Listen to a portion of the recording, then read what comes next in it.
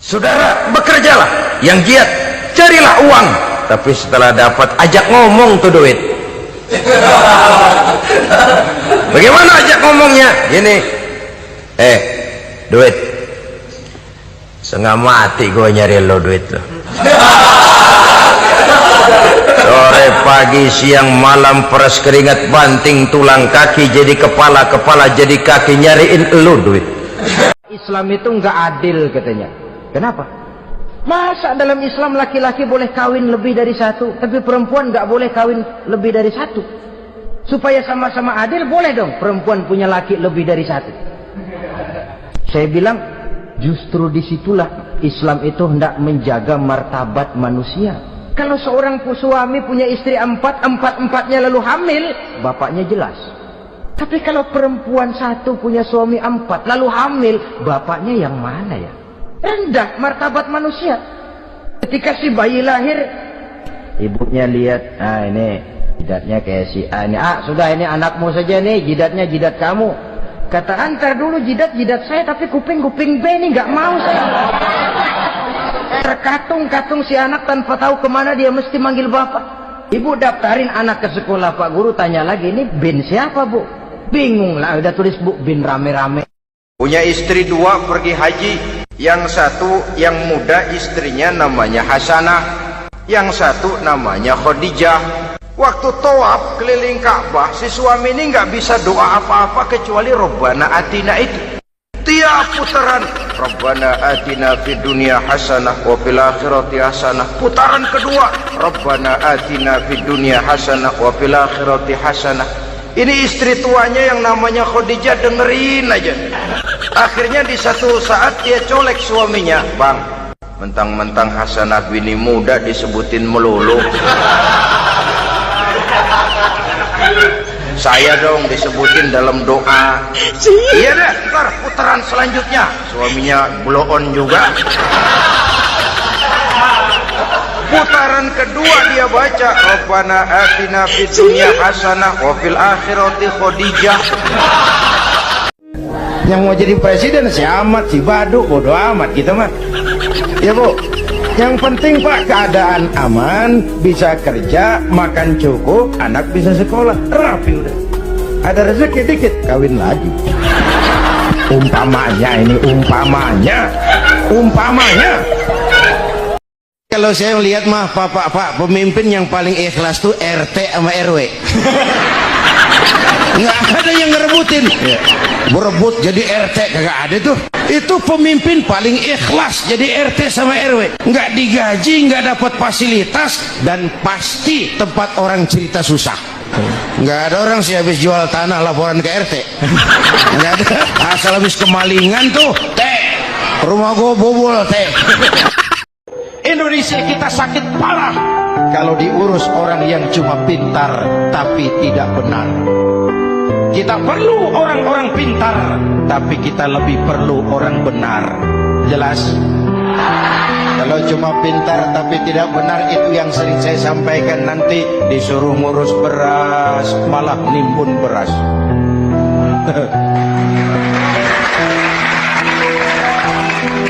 Disuruh ngurus laut malah jadi bajak laut. Disuruh ngurus hutan rame-rame jadi orang hutan.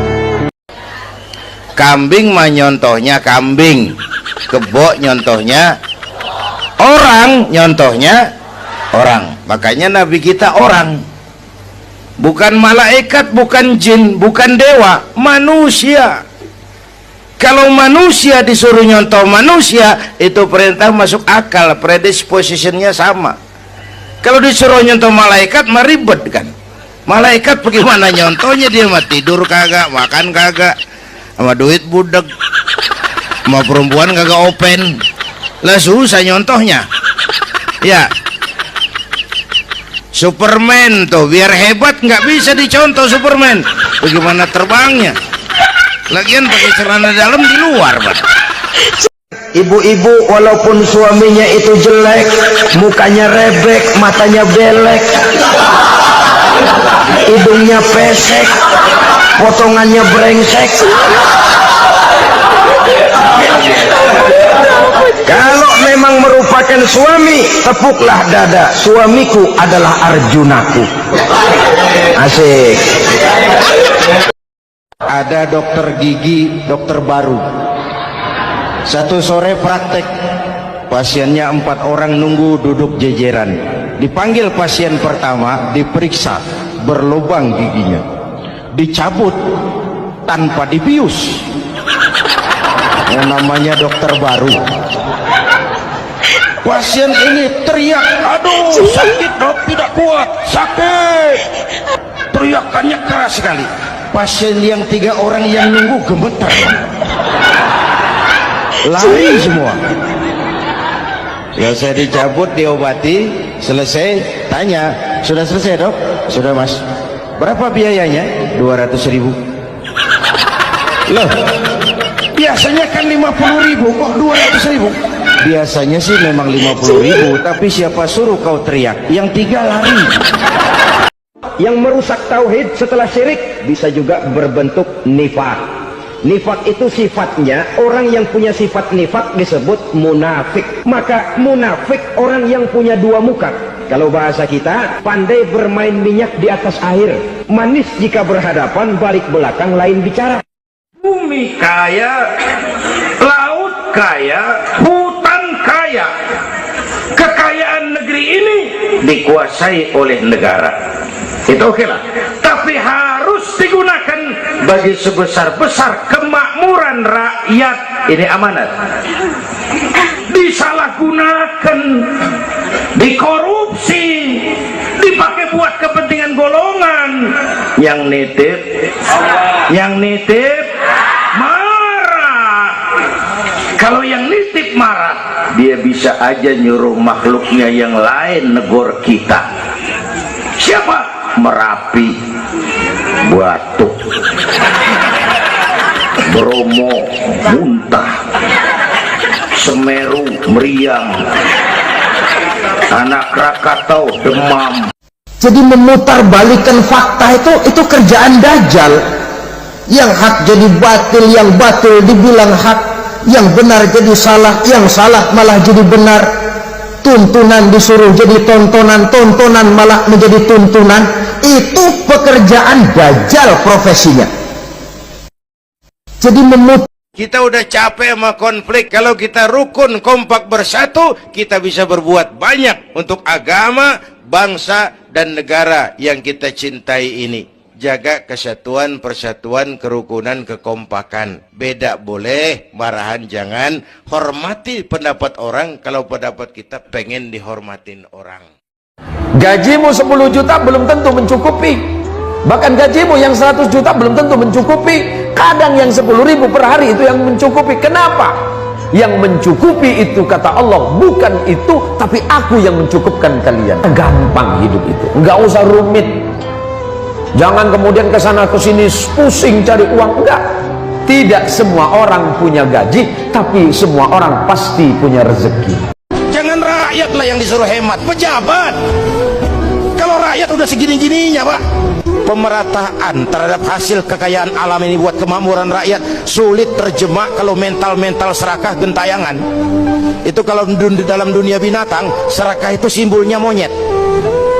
Monyet, tahu monyet? Masih ada hubungan keluarga? Maaf. Coba lihat monyet. Berangkatlah ke Ragunan, mampir di depan kandang monyet, kasih pisang, dimakan. Penuh mulutnya, lemparin lagi pisang, tangannya megang. Mulut penuh, tangan megang. Kasih lagi, kakinya nyepeng. Monyet tuh, mulut penuh, tangan penuh, kaki megang. Teman sebelahnya dikasih, masih dirampas juga. Monyet. Tamak, serakah, rakus. Ini kalau mental monyet masih gentayangan di republik ini, kapan pemerataan mau jadi kenyataan? Yang kaya makin kaya, yang miskin makin nyungsep. Jangan rakyatlah yang disuruh hemat, pejabat. Kalau rakyat udah segini-gininya Pak, ikat pinggang-pinggangnya udah kecil, masih dikencengin juga. Iblis diperintahkan oleh Allah untuk datang kepada baginda Rasulullah Sallallahu Alaihi Wasallam. Baginda Rasul kemudian bertanya, Iblis, ada berapa sih teman-temanmu dari golongan umatku? Iblis menjawab, ada 10 orang. Siapa mereka? Pertama kata iblis, hakim yang curang, yang tidak adil. Yang kedua, orang kaya yang sombong. Yang ketiga, pedagang yang berkhianat. Yang keempat, orang yang minum arak, pemabuk. Yang kelima, tukang-tukang fitnah. Yang keenam, orang yang riya. Yang ketujuh, orang yang memakan harta anak yatim. Yang kedelapan, orang yang nganggap enteng sholat. Yang kesepuluh, orang yang terlalu panjang angan-angan. Dulu ada tuh satu hari tabrakan di jalan kenceng, buah, korban jatuh belepotan darah, dikerubungin orang banyak. Datang wartawan mengambil gambar dari dekat, susah, orang banyak bener ngerubung. Cari akal nih wartawan, tolong saya dikasih jalan ke dekat korban. Orang nengok semua, saudara siapa? Saya bapaknya korban, katanya. Dia ngaku bapaknya korban. Ya orang minggir semua, minggir, ini ada bapaknya korban. Orang minggir semua, dia maju ke depan korban. Sampai di depan korban, pucat mukanya tuh wartawan. Kenapa? Yang ketabrak anak monyet, Pak. Dia udah kedongan ngaku bapaknya korban. Bu, ini cerita pendek tapi pesannya lumayan nih. Kalau belum kenal bener mah jangan buru-buru ngakuin, ya. Dia kagak tahu yang ketabrak siapa, main ngakuin aja. Saya bapaknya korban. Lu makan lu jadi bapak monyet, sono lu. Ada santri beternak lebah, ambil madunya itu. Satu hari dia mau periksa sarang lebah, naik ke pohon pakai tangga, pakai sarung biasa santri. Dia lupa ada pakai celana dalam. Naik pohon periksa, entah bagaimana terpegang sarang lebah itu. Berhamburan lebahnya keluar. Salah satu masuk ke sarungnya. Tergigitlah Al-Mukarramnya itu. Dia menjerit, aduh, jatuh berguling ke bawah. Udah lama jatuh, dia buka sarungnya, dia lihat bengkak. Karena bengkak kan jadi besar, senang juga dia. Dia berdoa, ya Allah, hilangkan sakitnya, biarlah bengkaknya. Ini doa orang nggak konsekuen. Orang bengkak dan sakit itu paket. Mau bengkak ya harus berani sakit. Masa sakitnya bengkaknya mau, sakitnya nggak mau. Tidak ada satu kebahagiaan yang bisa ditegakkan di dunia ini tanpa doa, tanpa restu daripada ibu dan bapak. Ini keramat hidup. Doanya dikabul Allah dan kutubnya juga dikabul oleh Allah Subhanahu wa ta'ala. Tidak ada satu kebahagiaan yang Biar jenggotnya setengah meter, sorbannya kayak Superman, kalau ngaku jadi nabi wajib tidak percaya. Umat Islam harus tetap waspada dengan kemungkinannya muncul nabi-nabi baru, nabi-nabi kesiangan. Ada Ahmad Musaddiq, konsultan bulu tangkis, jadi nabi. Musibah itu kan kalau menimpa orang baik-baik namanya ujian. Kalau menimpa orang setengah baik itu paru-paru, yang bikin malaikat bingung. Sholat rajin, maksiat tekun, baca Quran mau, fitnah orang hobi, ngaji nyolong jalan terus. Untung di sini nggak ada yang begitu. Di Jakarta banyak, di sini insya Allah sama. Pada satu saat, kata Nabi, akan datang di tengah masyarakat manusia, di mana pada masa itu muncul pemimpin-pemimpin yang bertingkah laku seperti kambing tidak ngerti nilai berlian, padahal kalau kambing sedikit mau pakai otak, harganya 30 juta. Lalu dibelikan rumput, dapat rumput sekabupaten. Tapi kambing tidak ngerti nilai berlian. Kenapa? Hidup kambing cuma melayani perut. Maka kata Imam Ali karramallahu wajhah, orang yang hidupnya hanya untuk melayani perut. Saudara yang ngomong ya. Dulu korupsi katanya di bawah meja, sopan malu-malu. Kemudian maju korupsi di atas meja, terang-terangan. Sekarang meja-mejanya dikorupsi. Bukan lagi atas meja, bawah meja, meja-mejanya disikat sekalian. Kekuasaan kalau jatuh ke tangan orang beriman, aman. Ilmu kalau jatuh ke tangan orang beriman, manfaat. Harta kalau jatuh ke tangan orang beriman, manfaat, rahmatan lil. Tapi kekuasaan jatuh di tangan orang yang jauh dari iman, Fir'aun. Akhirnya Fir'aun mengangkat diri jadi Tuhan, ditenggelamkan di Laut Merah. Begitu udah cengap-cengap napas sampai tenggorokan, baru amantu bi Rabbi Musa wa Harun. Aduh, kalau begini saya juga percaya sama Tuhannya Musa. Udah mau mati, malaikal maut gemes banget, dikedukin lumpur, dijubulin, mampus loh. Kemarin kemana, udah gini hari baru beriman. La in syakartum la azidannakum wa la in kafartum inna azabi lasyadid. Kalau kamu pandai bersyukur, aku tambah nikmat. Tapi kalau kamu ingkar, azabku teramat pedih. Artinya apa? Nikmat bisa berubah menjadi azab kalau kita tidak pandai mensyukurinya.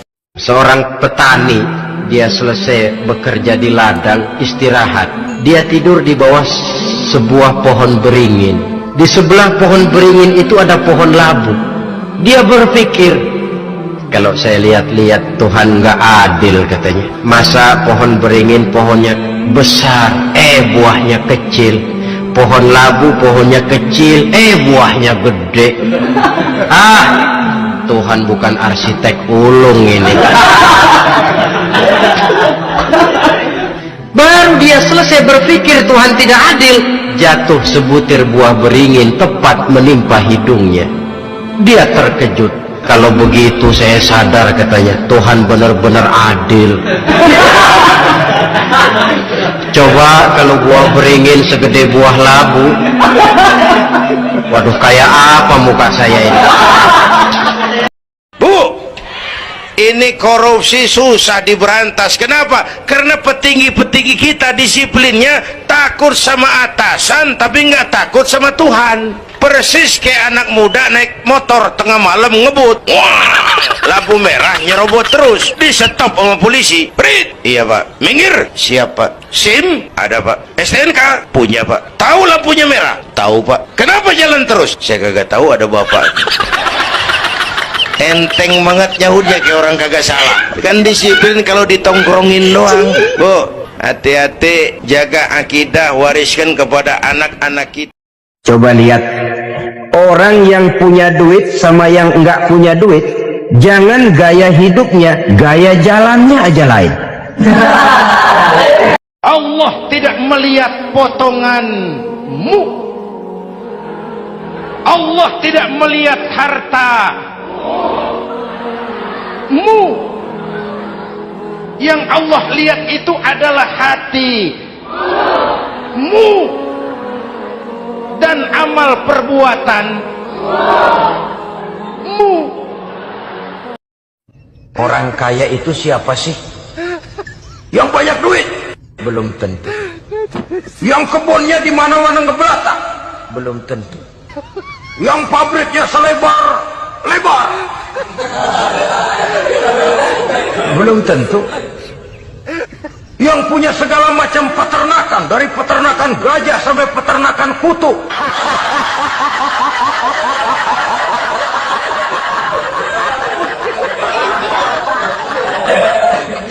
Belum tentu. Agama memberikan tuntunan yang sangat luhur. Orang kaya itu adalah orang yang hidupnya cukup. Orang miskin itu orang yang selalu merasa kurang. Bagaimanapun banyak duit saudara miliki, kalau masih merasa kurang, masih miskin saudara. Manusia sungguh tidak berdaya menghadapi 3 hal paling pokok ini. Rezeki, kita cuma bekerja. Kitakah yang menentukan? Tidak. Kita berusaha saja, rezeki belum pasti dapat. Yang parah, antara Cirebon Losari, dia perbatasan Jawa Tengah Jawa Barat, pernah muncul agama baru namanya agama Jasun, agama Jawa Sunda, agama Jasun Jawa Sunda. Yang jadi nabi tugimin.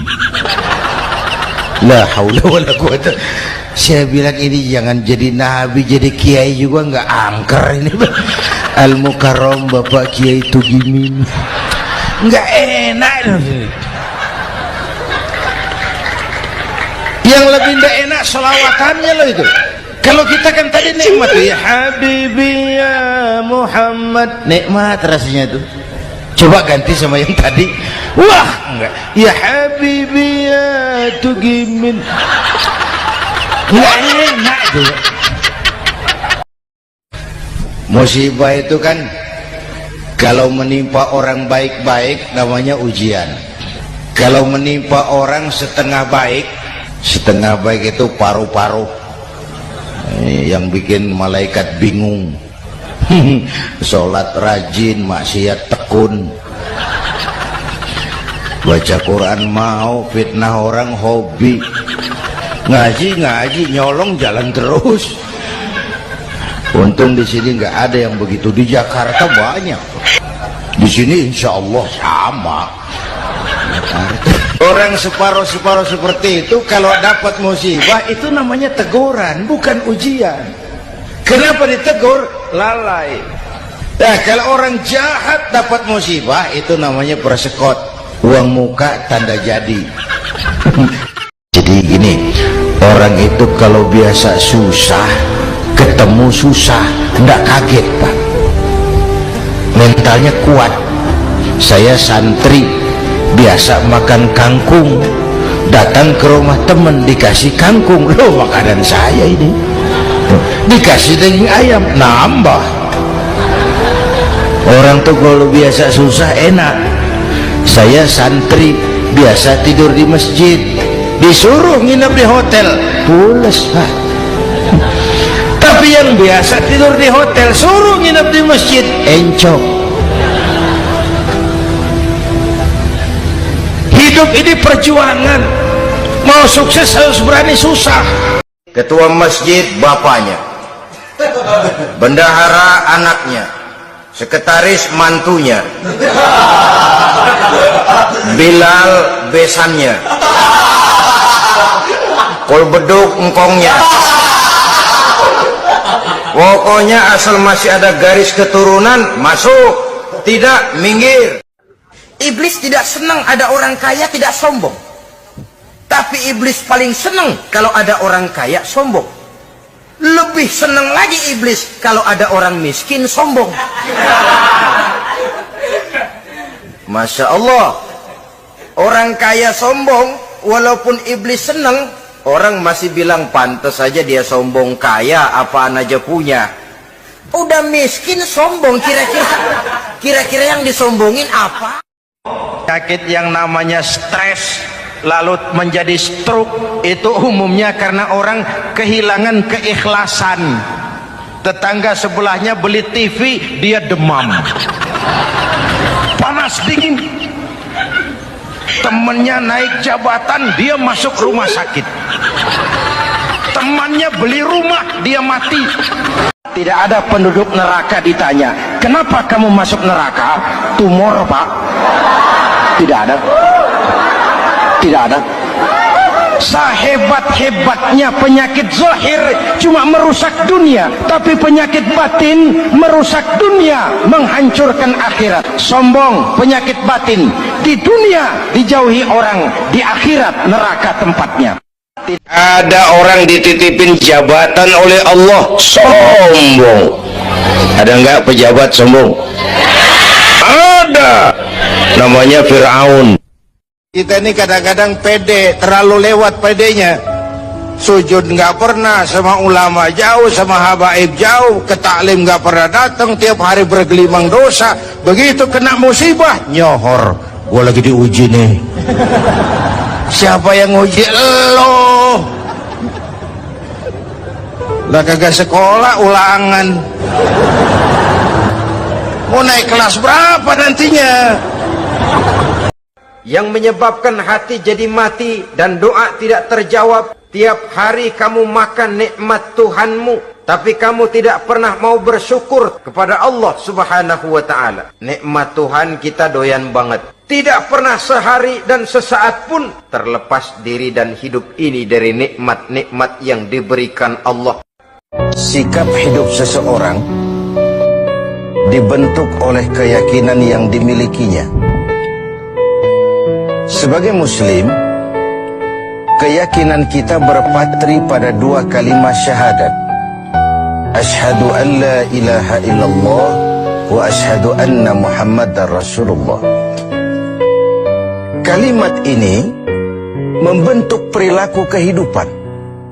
Itulah ikrar yang kita ucapkan. Artinya, pada saat kita berkata asyhadu an la ilaha illallah, saya bersaksi tidak ada Tuhan selain Allah, kita sudah melaksanakan sebuah ikrar. Kalau saya yakin tidak ada Tuhan selain Allah, itu berarti saya tidak akan pernah takut kecuali hanya kepada Allah. Saya tidak akan pernah menggantungkan hidup kecuali hanya kepada Allah. Saya tidak akan melarikan persoalan kecuali hanya kepada Allah. Saya tidak akan minta tolong kecuali hanya kepada Allah. Saya tidak akan minta rezeki kecuali hanya kepada Allah. Berurat dan berakar itu di dalam hati, membentuk kepribadian dan mewarnai seluruh langkah kehidupan kita. Di zaman kita fasih betul mengucap dua kalimat syahadat. Tahlil pun lancar. Tetapi konsekuensi dari kalimat itu sering kita abaikan. Apalagi kita sedang berhadapan dengan zaman yang serba sulit seperti sekarang ini. Ekonomi yang belum pulih, lapangan kerja susah, pengangguran banyak, biaya hidup tinggi. Orang mudah mengalami proses pergeseran nilai. Sholatnya masih menghadap Allah, tapi kepengen dagangan laris menghadap dukun. Dicampurlah itu, iyyaka na'budu wa dukun nasta'in. Ini kan sudah gaya hidup yang sinkrit. Nah, puasa melahirkan keikhlasan. Kenapa? Karena ibadah ini seperti kita pernah bicarakan tanpa sugesti. Mungkin kalau kita sholat masih berharap dilihat orang. Kita membayar zakat, kita bersedekah masih berharap dilihat orang. Tapi dengan puasa hanya kita dan Allah saja. Ini harusnya melahirkan gaya hidup keikhlasan. Bahwa kalau kita sudah berbuat, yang penting kita dan Allah saja. Mau dipuji orang atau tidak, mau didengar orang atau tidak, mau dilihat orang atau tidak, yang penting saya sebagai pelaksana sebuah ibadah dan Allah sebagai tempat tujuan kenapa ibadah ini saya laksanakan. Kepada orang kaya, iblis ngalungin sifat bakhil, kikir, pelit. Kepada para penguasa, iblis ngalungin sifat zalim, sewenang-wenang, tidak adil. Kepada pengusaha, iblis bawa bendera khianat. Kepada ulama, dikalungin juga sama iblis, merasa yang lain kecil semua, kagak ada yang kayak gua udah ini. Termasuk menikmati pujian, itu perangkap iblis. Diperingatkan oleh Rasul dalam satu hadis, sayati ala ummati zamanun la yabqal islam illa ismun wala minal quran illa rasmun. Akan datang satu masa di tengah umatku di mana pada masa itu Islam ada tapi hanya tinggal sekedar namanya saja, dan Quran pun ada tapi cuma sekedar tinggal tulisannya saja. Ada orang yang menilai bahwa bahagia itu katanya kalau punya kedudukan yang tinggi, pangkat yang agung, wibawa yang besar. Mungkin betul, tapi mungkin juga tidak. Bergantung kepada hati orang yang punya pangkat itu. Kalau latihan miskin, awas, hati-hati, jadi juara miskin nanti. Latihannya latihan miskin. Apa latihan miskin tuh? Minta, punya, minta, itu latihan miskin. Kalau dikasih itu lain, tapi ini punya, minta, itu latihan miskin, Pak. Yang saya khawatir apa? Pada gilirannya di negeri ini akan makin banyak penghayal-penghayal kelas berat, tukang-tukang lamun kelas tinggi, yang hidup cuma ngumpulin jikalau. Jikalau, andai kata, umpama misalnya, orang sudah kemana-mana kita masih menghitung. Memang nggak kelihatan kok orang yang banyak pahala sama yang banyak dosa, nggak kelihatan. Orang yang banyak dosa dengan yang nggak banyak dosa jalan bareng dari belakang, sama, nggak kelihatan beda. Tapi ada waktunya di mana pahala memegang peranan, di mana dosa diperlihatkan. Sama saja kalau kita bawa mobil siang, lampu kan nggak begitu berfungsi. Menghadapi orang munafik jauh lebih berat daripada menghadapi orang kafir. Kenapa? Munafik ini kan musuh dalam selimut. Mau dibilang musuh nyata-nyata, apalagi di zaman Rasul ya, ketika periode Madinah, berat sekali menghadapi orang munafik. Mau dibilang kafir, kalau ketemu assalamualaikumnya medok juga. Mau dibilang mukmin, di belakang ngegerundel, nyari-nyari penyakit, nyari-nyari lantaran, mencari-cari gara-gara. Kalau kafir jelas kafirnya, kalau musyrik jelas musyriknya. Tapi munafik, di depan kita dia mengaku beriman, di belakang kita dia caci maki kita. Siapa yang berbuat dosa sambil tertawa, nanti dia akan masuk neraka sambil menangis. Karena itu dipesan pula di dunia ini, sering-seringlah mencuci mukamu dengan air mata taubat, cuci lidahmu dengan zikir kepada Allah. Kalau harta saya banyak, semua orang mau nemenin saya. Tapi kalau saya jatuh miskin, kagak ada yang nongol. Kalau kita lagi basah nih, rezeki lagi lancar, yang tumben ketemu ngaku encing sama kita. Iya, lagu encing lu ini. Ketemu baru itu encing katanya. Tapi begitu kita bangkrut, melarat, bangpak, rusak, lalau, gak nemplok. Orang yang hatinya luas, saudara-saudara, punya hati yang lapang, melihat kenyataan hidup ini, dia bersyukur senantiasa kepada Allah. Lantas tidak timbul hasud dan iri hatinya.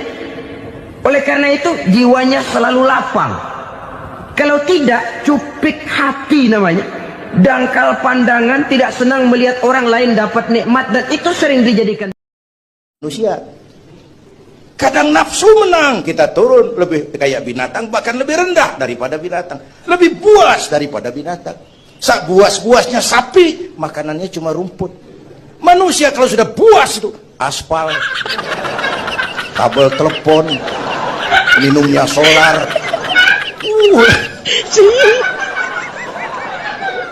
Lebih puas dari binatang sekalipun. Agar akal bisa mengendalikan nafsu, Allah menurunkan agama. Bukan menghilangkan, mengendalikan, mengatur. Manusia tanpa nafsu bukan manusia. Manusia nafsu melulu, kebo. Tukang sol sepatu ditanya oleh temannya, "Bang, ngesol satu hari dapat berapa?" 200 rupiah. Sembayang enggak?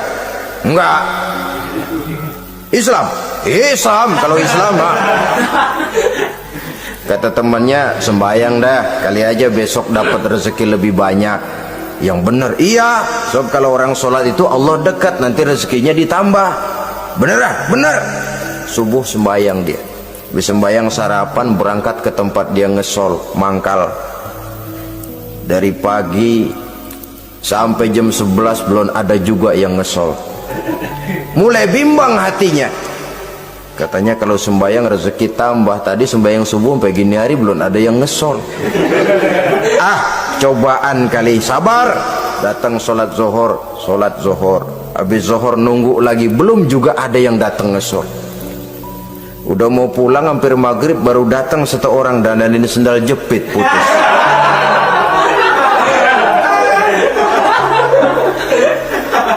Sudah bayar 25 rupiah, pulang dia si tukang sol ini, ketemu sama temennya yang nyuruh sholat tadi. Ditanya, bagaimana penghasilan ini hari? Apa dijawab? Gua kapok deh sembayang.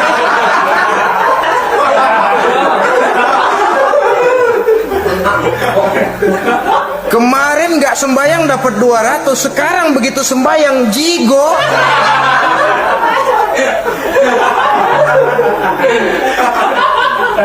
Dia tidak sadar bahwa dari kacamata agama, 25 rupiah yang membawa berkah jauh lebih baik ketimbang 200 uang panas.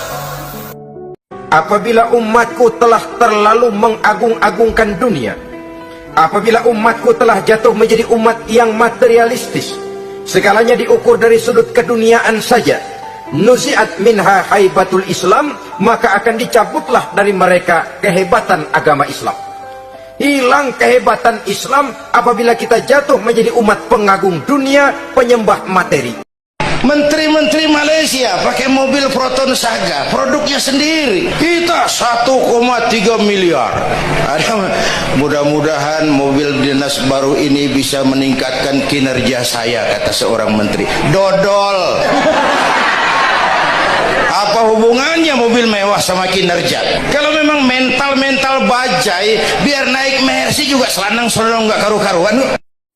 Kalau rakyat ini yang ngajukan kredit ke bank, walaupun jumlahnya cuma jutaan, ratusan ribu, susahnya 17 hektar.